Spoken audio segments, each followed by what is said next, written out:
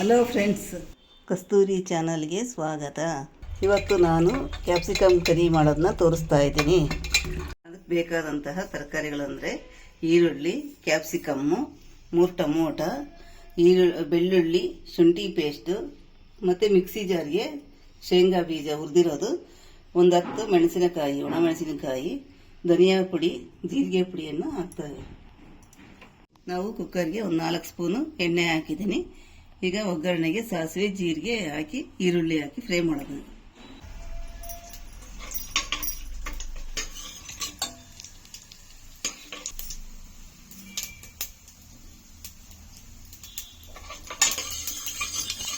ಸಿಡಿದ್ಮೇಲೆ ಕರಿಬೇವು ಒಂದಷ್ಟು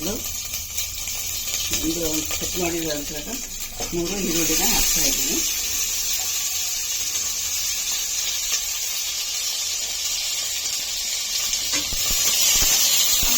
ಈರುಳ್ಳಿ ಫ್ರೈ ಆದಮೇಲೆ ಕ್ಯಾಪ್ಸಿಕಮ್ನ ಹಾಕ್ತಾ ಹೋಗೋದು.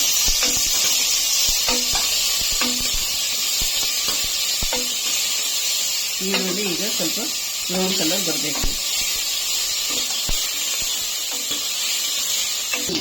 ಈರುಳ್ಳಿ ಬ್ರೌನ್ ಕಲರ್ ಬಂದಾಗಿದೆ.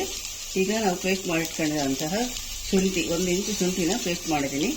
1 ಗಡ್ಡೆ ಈರುಳ್ಳಿನ ಪೇಸ್ಟ್ ಮಾಡಿದ್ದೀನಿ. ಇದನ್ನು ಈಗ ಹಾಕ್ತಾ ಇದ್ದೀನಿ. ಈರುಳ್ಳಿ ಪೇಸ್ಟ್ನ ಹಾಕಿದ್ದೀನಿ. ಈಗ ಕ್ಯಾಪ್ಸಿಕಮ್ ಕಟ್ ಮಾಡಿರೋದನ್ನ ಹಾಕ್ತಾ ಇದ್ದೀನಿ.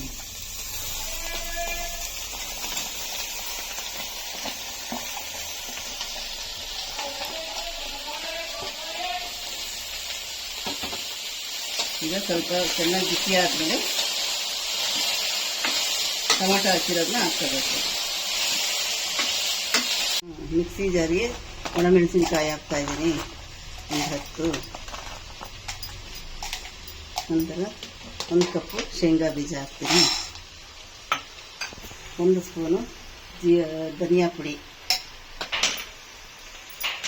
ನಾವು ಮಿಕ್ಸಿ ಜಾರ್ಗೆ ಹಾಕಿರೋದನ್ನ ನಾವು ನೀರು ಹಾಕ್ದಲ್ಲೇ ಗ್ರೈಂಡ್ ಮಾಡ್ಕೋಬೇಕು, ಪೇಸ್ಟ್ ಥರ. ಈಗ ನಾವು ಕಟ್ ಮಾಡಿಟ್ಟಿರೋಂತಹ ಟೊಮೊಟೊ ಪೀಸ್ನ ಇದಕ್ಕೆ ಹಾಕ್ತಾ ಇದ್ದೀನಿ.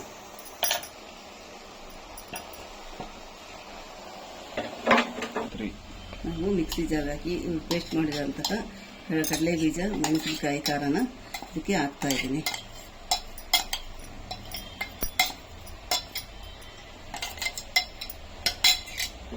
ರುಚಿಗೆ ತಕ್ಕಷ್ಟು ಉಪ್ಪು ಹಾಕ್ತಾ ಇದ್ದೀನಿ. ನಾವು ಬೇಯೋದಕ್ಕೆ 1 ಲೋಟ ನೀರು ಹಾಕ್ತಾ ಇದ್ದೀನಿ.